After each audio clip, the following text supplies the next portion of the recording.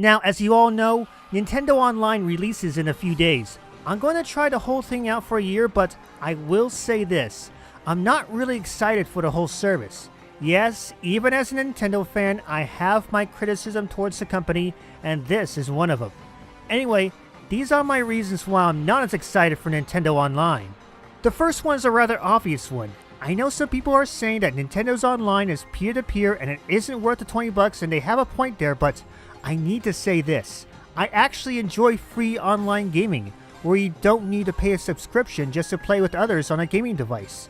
It's more disappointing that Nintendo will join Sony and Microsoft in making gamers pay just to play games online, than to implement a subscription service and not to make any improvements to it.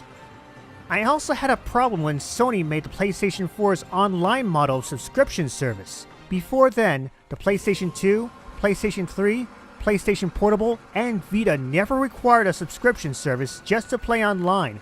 Nowadays, it feels like everyone wants in on the subscription model just to play games online. The only bastion of free online gaming left, minus some MMOs, will be PC gaming, be it on Steam, Origin, and especially GOG.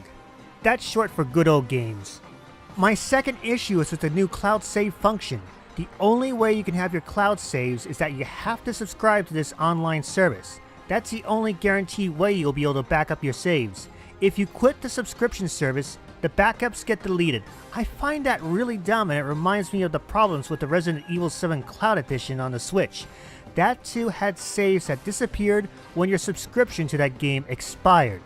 And it's not just that. Some games like Splatoon 2 and Pokemon Let's Go Pikachu and Eevee will not have any cloud save support at all.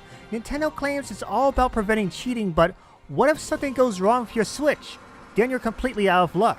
You've lost the save file for good. It's almost as bad as EA, Activision, and 2K games putting microtransactions in their $60 titles, and Nintendo's pushing it a bit. The final problem that I have is the NES titles for the subscription. As much as I like NES games, I don't think it's enough. Why not also add in Super NES titles, or Game Boy Advance titles to the list? And the fact that we're only getting a small amount of these games each month only makes the wait worse. I mean, come on Nintendo, didn't you learn your lesson from the Wii and Wii U Virtual Console, or are you still stuck in that trickle-down mindset like the Republican Party? And that being said, why just lock the NES titles behind a subscription? Why not also release them for around $1 a game?